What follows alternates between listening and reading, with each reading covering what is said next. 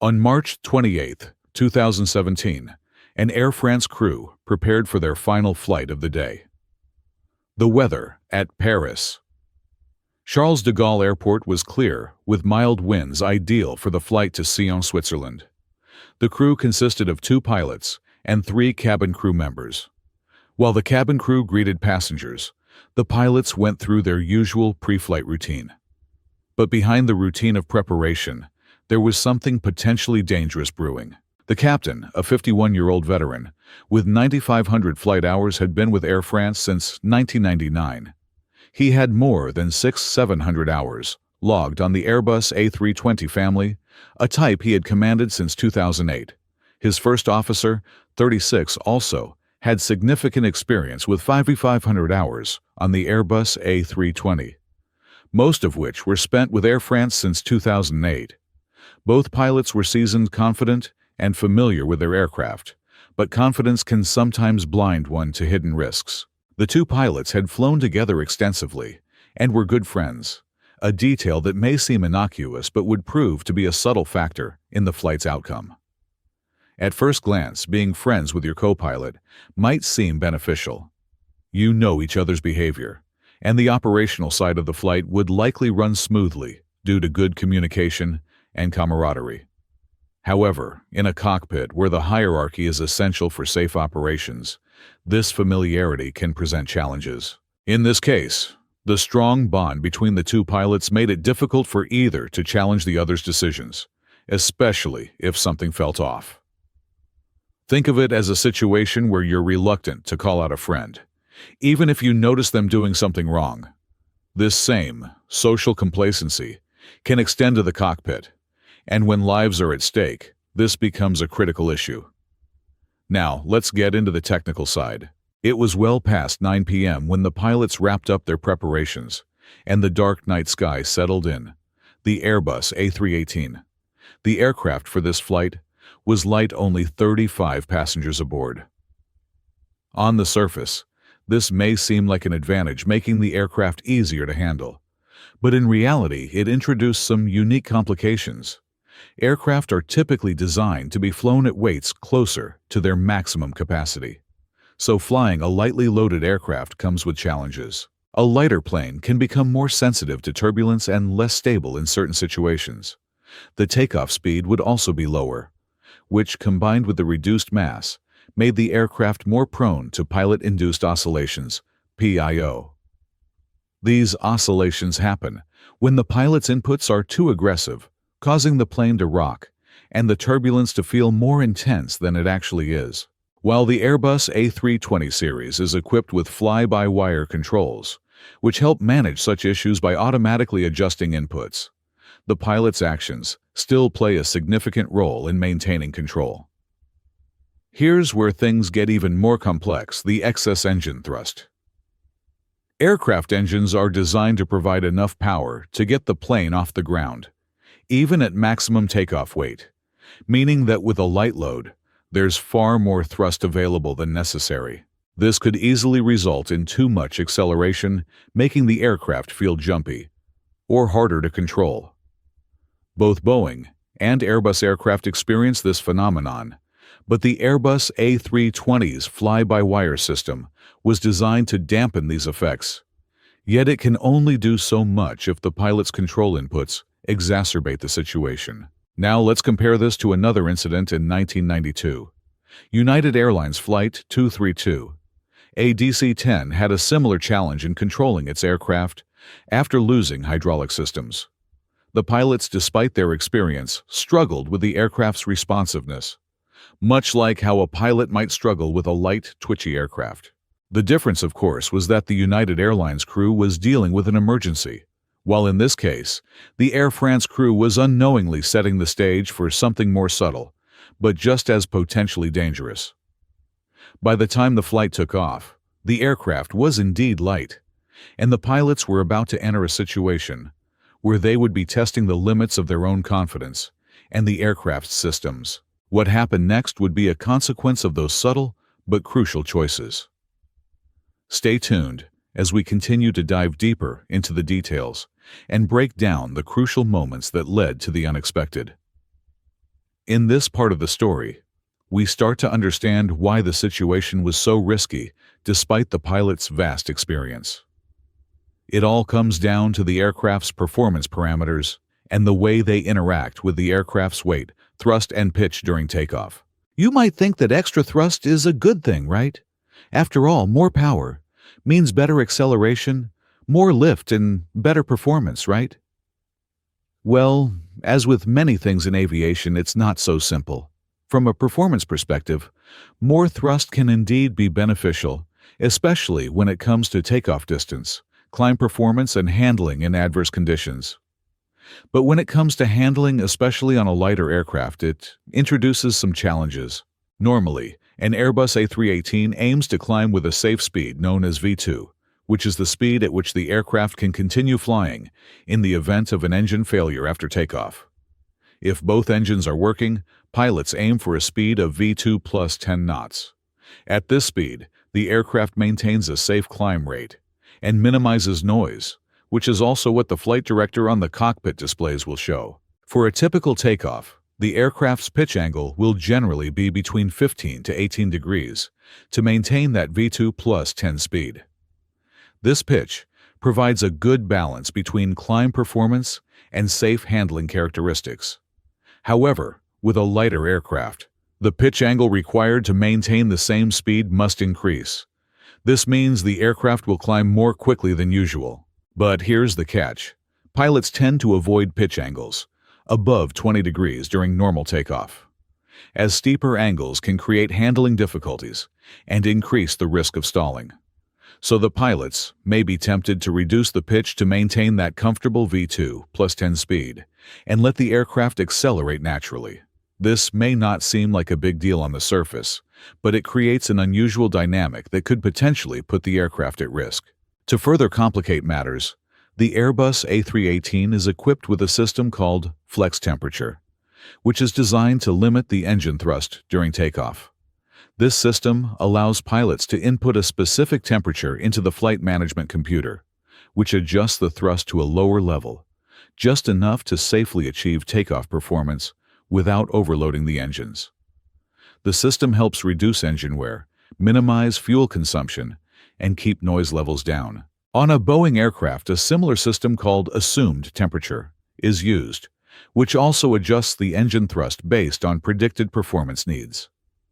These systems are crucial for optimizing aircraft performance under various conditions, but the pilots on this flight decided to take a more unconventional route, a full-thrust takeoff.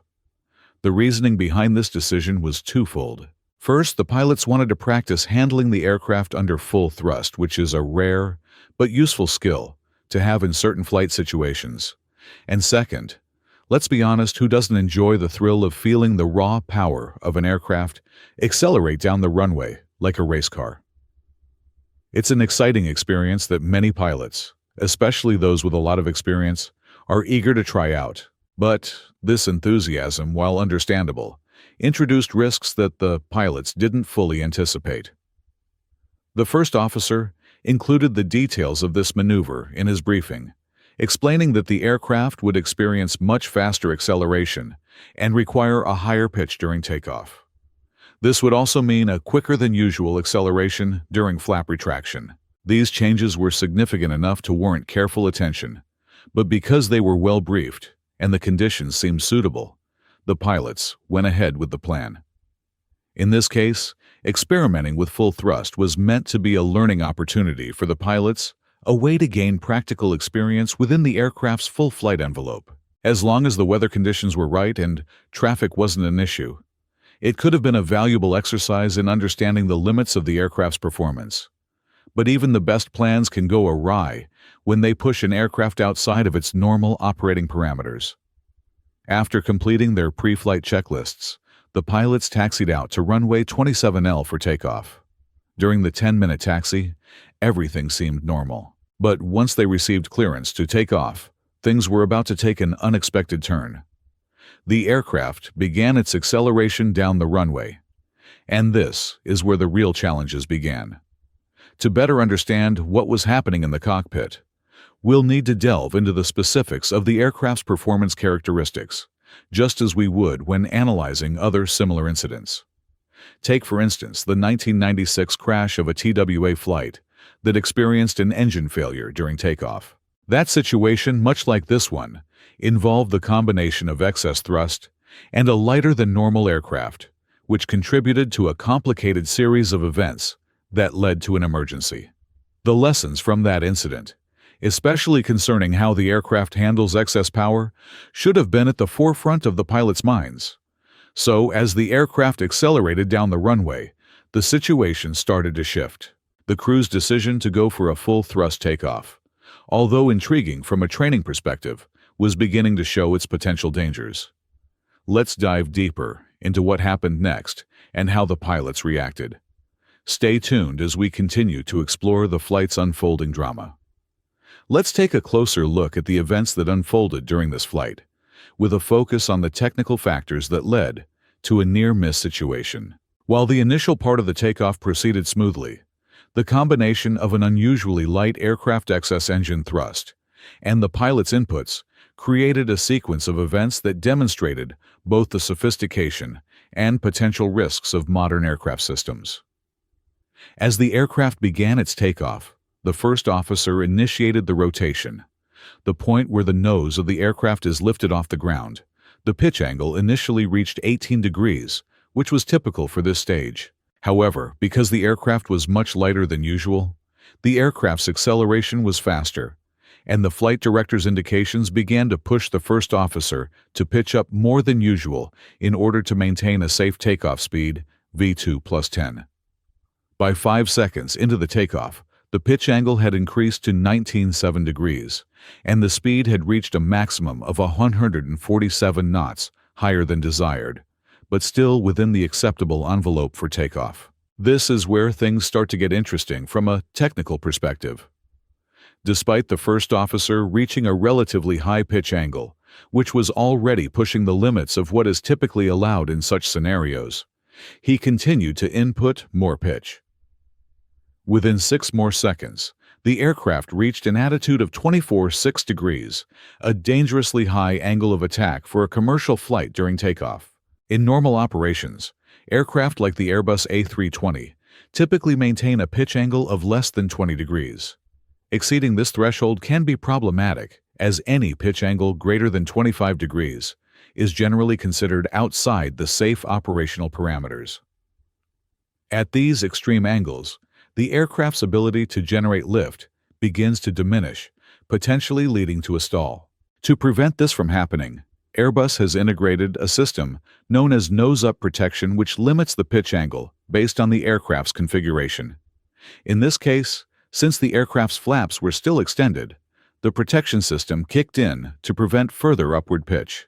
However, the first officer continued to input additional pitch, which activated alpha floor protection, another key system designed to protect the aircraft from reaching critical angles of attack that could lead to a stall.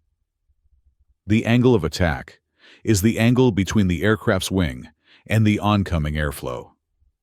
If this angle becomes too steep, the wing can no longer generate enough lift, and the aircraft could stall. Now, what made this situation so unique is that the alpha floor protection was not only triggered by the angle of attack, but also by the stick input, specifically when the side stick, the primary control used by the pilot, was pulled back beyond 14 degrees.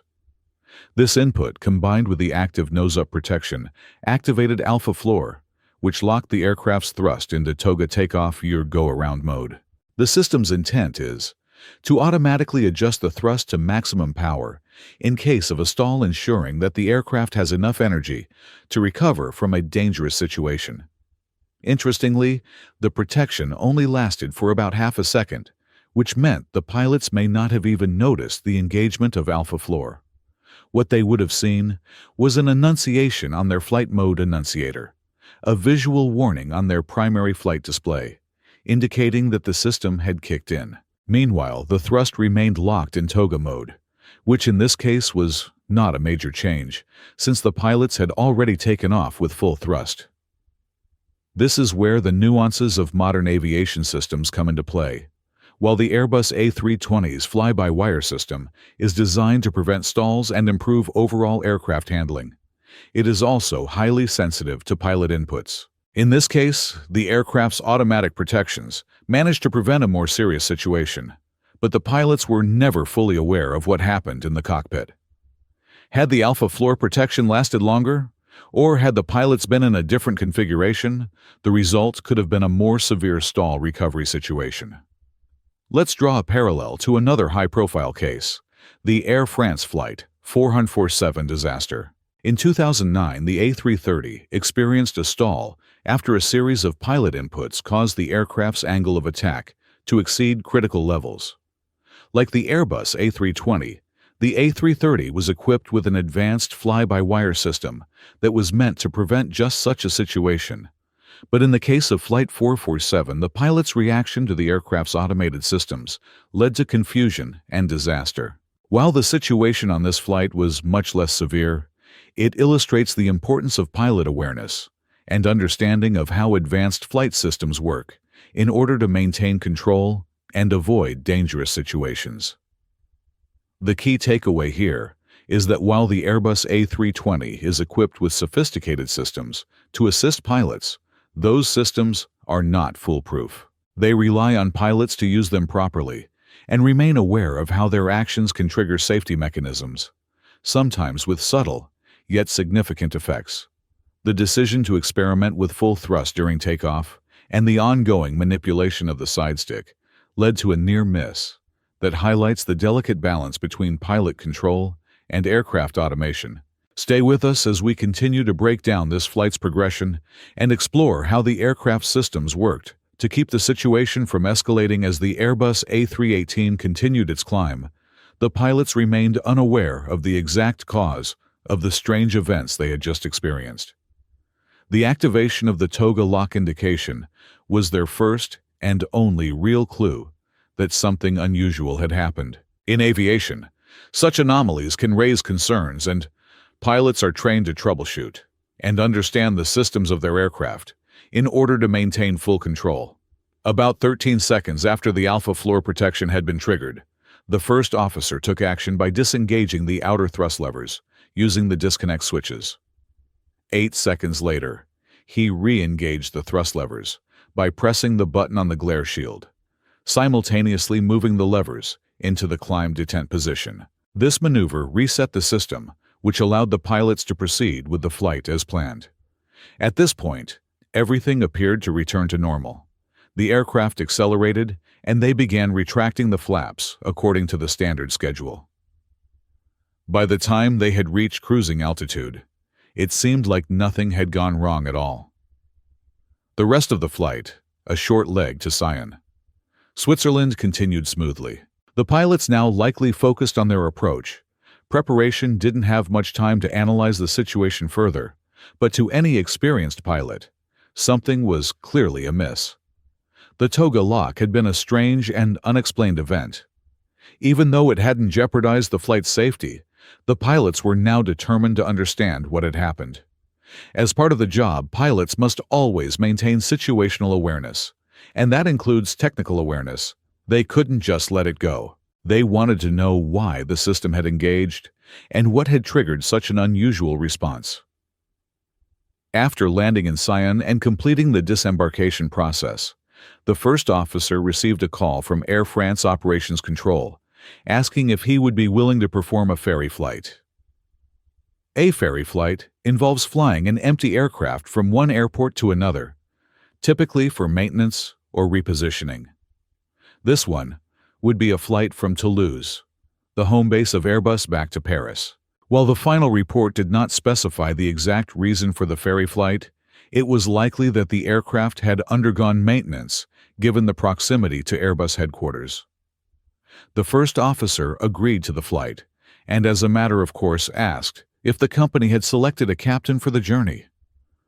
When the operations controller said no, the first officer asked his friend the captain if he would be interested in flying together again. The captain naturally agreed. This meant that the same crew who had just experienced the toga lock anomaly would be flying together again in just 2 days. The same flight crew, same aircraft, and perhaps another opportunity to troubleshoot and understand what had gone wrong. Now, before we go further, let's take a moment to discuss how pilots are supposed to handle tricky technical issues. First and foremost, pilots have access to a wealth of manuals, both in paper form and on electronic flight bags (EFBs) digital tablets that contain all the manuals and charts for the flight. In this case, had the pilot simply searched for toga lock in the aircraft's FCOM flight crew operating manual, they would have been able to find the conditions under which the system would activate and deduce the reason for the indication. If the manual didn't provide clarity, airlines typically have technical support channels where pilots can submit inquiries about operational anomalies, and if all else failed, recurrent simulator training, which pilots undergo every 6 months, could have recreated this exact situation, providing an opportunity to analyze it in a controlled environment. But that's not the path the pilots chose. Instead, they opted for a different approach. Fast forward to March 30th. The two pilots were in the crew room in Toulouse, preparing for the ferry flight to Paris.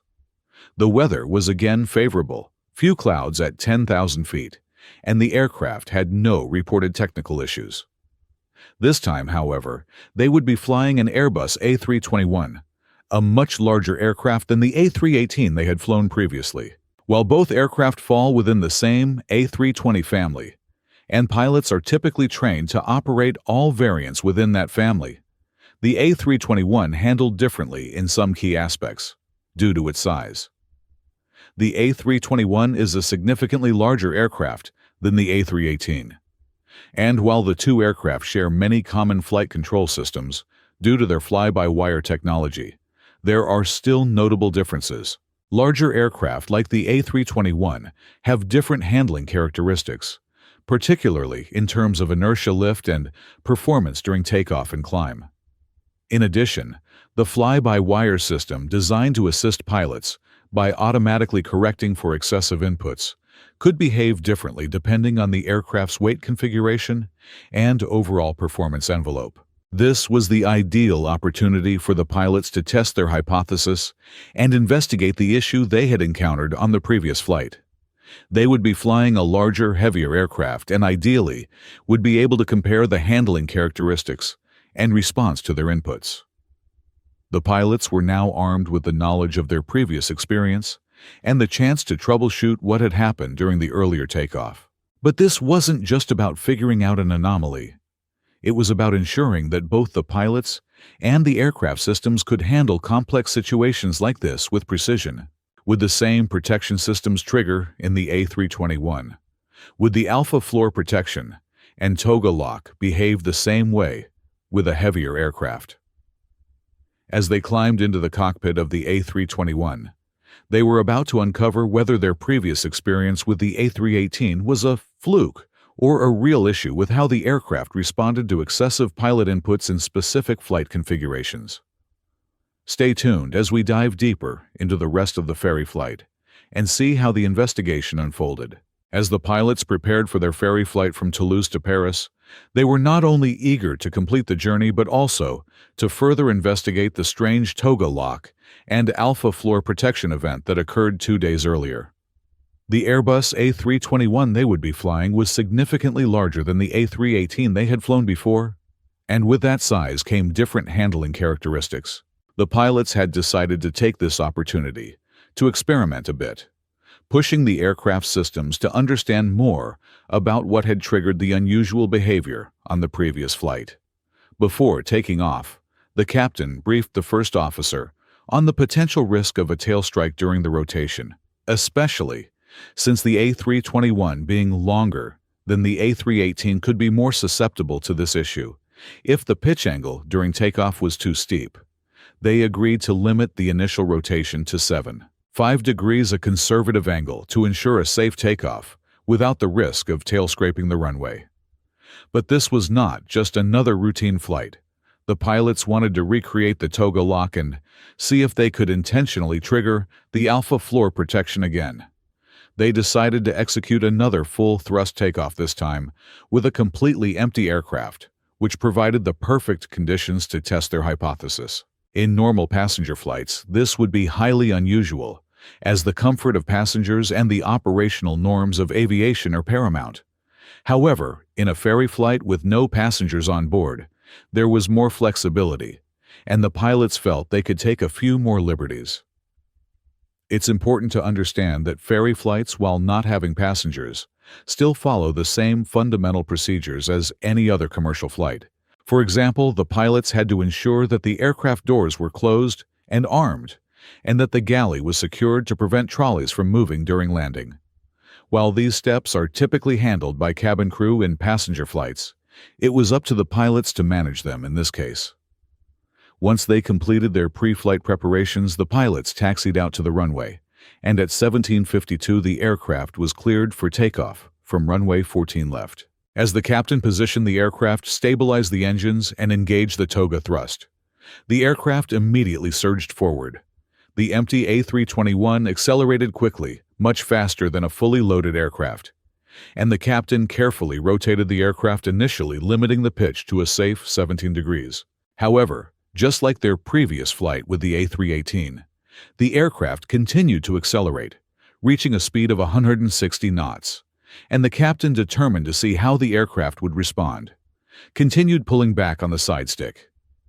The aircraft's pitch angle eventually climbed to 24 degrees, and at this point the side stick was deflected by an impressive 14 degrees. This is when the Alpha floor protection system kicked in again, just as it had on their previous flight. The aircraft's engines switched into toga lock, meaning the engines were set to maximum thrust, automatically in action, that typically occurs to prevent a stall when the aircraft is at risk of losing lift. The pilots, however, were quick to recognize the activation of this protection. Even though it only lasted for a brief half a second, they disengaged and re-engaged the auto-thrust system, almost immediately resetting it to a normal climb configuration. At this point, the aircraft continued its climb to flight level 100 without any further issues. But the key takeaway here is that while the aircraft was never in any real danger, the pilots' deliberate actions in pushing the aircraft beyond typical operational limits were a cause for concern. Alpha floor protection is there for a reason, to keep pilots from inadvertently putting the aircraft into a dangerous state by preventing excessive angles of attack that could lead to a stall. As the aircraft climbed and the pilots communicated with air traffic control, they received clearance to continue their climb up to flight level 190. Normally, when climbing below flight level 100 in Europe, aircraft are restricted to 250 knots in order to maintain safe separation from other traffic. But above flight level 100, these speed restrictions are lifted, and aircraft are allowed to accelerate to their optimal economic climb. Speed typically around 280-300 knots depending on the aircraft's weight. This is where things began to feel normal again. The climb continued without further issues, but the pilots remained focused on their mission. They had pushed the aircraft to its limits, and now they needed to assess the data and the experience they had gained from their actions. What can we learn from this situation? While the pilot's decision to experiment with full thrust and intentionally push the aircraft into an unusual operational scenario wasn't inherently dangerous, it's clear that pilots must always be mindful of the consequences of their actions. The systems that provide Alpha floor protection and toga lock exist for a reason, to prevent dangerous situations that pilots may not always anticipate. The pilots, though experienced, had pushed the aircraft beyond the typical boundaries of safe operation, and while nothing catastrophic happened, there were still significant risks involved. In aviation, we are constantly balancing the need for safety with the desire for exploration and learning. There's a fine line between testing the limits and crossing over into unsafe territory. And as we've seen in this case, even when everything appears to be under control, the unexpected can still happen if pilots push their aircraft too far beyond the established limits. Stay with us as we continue to break down this flight's dynamics and explore the next steps in the pilot's investigation. As the Airbus A321, now under the control of the pilots, climbed steadily after takeoff, things seemed to progress without major incident until a series of rapid and unexpected maneuvers would set the stage for a near miss.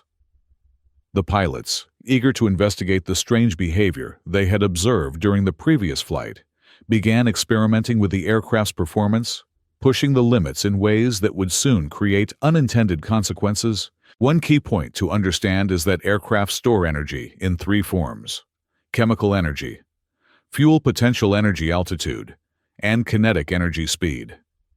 In this situation, the pilots were essentially exchanging potential energy for kinetic energy. As the aircraft climbed, the pilots allowed the aircraft to accelerate rapidly, reaching its maximum certified speed of 350 knots. After reaching this speed, they then selected open climb, reducing the speed to 220 knots. This maneuver resulted in the aircraft climbing with such rapidity that it was soon climbing at a rate more commonly seen in fighter jets, a climb rate of 15,000 feet per minute. While this may sound impressive, it also created a significant problem. This extraordinary climb rate was detected by the air traffic controller, who saw the aircraft momentarily level off at flight level 110,000 feet before its speed began to increase rapidly. As the aircraft climbed even faster, the controller called the pilots to inquire about their altitude and whether they had leveled off. The first officer confirmed that they were indeed climbing, but the controller noticed that the aircraft's behavior was outside the norm for a routine departure. The situation was about to get even more intense. The Traffic Collision Avoidance System, TCS, in a nearby aircraft flying at flight level 440,000 feet activated. This system tracks all nearby aircraft and alerts pilots of potential collision threats. The TCAS system in the aircraft at FL 400 detected the rapidly climbing A321 below and issued a traffic warning. However, the TCAS on the A321 didn't activate, and this is where things took a concerning turn. Here's why: TCAS is programmed to deactivate warnings if the aircraft's climb rate exceeds 10,000 feet per minute, a threshold that the pilots had unwittingly crossed. This feature exists because such a climb rate is extremely unusual, and TCS assumes that either an emergency is in progress or that the aircraft is in the initial takeoff phase with a very light load. But the problem was that the pilots were not in an emergency situation. They were simply experimenting with the aircraft's performance. Had the climb rate been any less extreme, the TCAS system would have provided an alert, and the pilots would have been more aware of the potential conflict with the other aircraft. But because the system did not alert them, the pilots were unaware of the potential danger looming just above them. The controller, noticing the aircraft's behavior, immediately called the A321 pilots to reduce their climb rate. This was a critical intervention to avoid potential conflicts with the other aircraft in the area. The pilots responded promptly, reducing the climb rate and stabilizing their ascent, ultimately capturing the intended flight level 190 without further issue. At this point, the pilots continued the flight toward Paris, and after an uneventful flight, they landed safely. But while the flight ended without incident, the series of events highlighted a significant concern about pilot behavior and understanding of aircraft systems. The Alpha floor protection and toga lock systems had been triggered once again, and the pilots had pushed the aircraft beyond typical operational limits to recreate an event from their previous flight. The key takeaway from this flight is that while the pilots' actions didn't directly lead to disaster, the unintended consequences of their behavior could have resulted in a much more dangerous situation.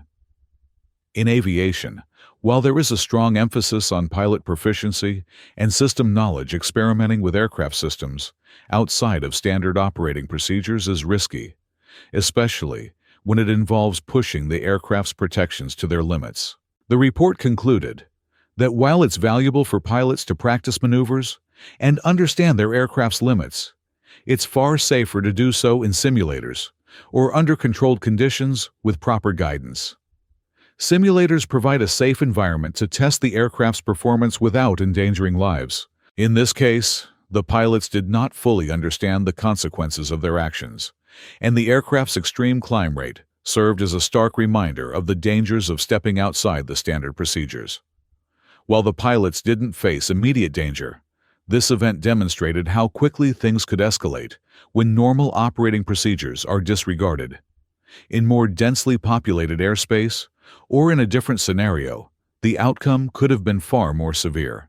The report also noted that this behavior was an example of how not following standard operating procedures can lead to unexpected and dangerous situations. Ultimately, the key lesson here is about maintaining situational awareness and always operating within the aircraft's designed performance parameters. Pilots are responsible for understanding the full implications of their actions, and in this case, the decision to experiment with the aircraft systems, though well-intentioned, served as a reminder of the risks involved in pushing the limits of aviation systems without a clear understanding of the consequences. For more insights into incidents like this and the lessons they offer, be sure to check out the next video.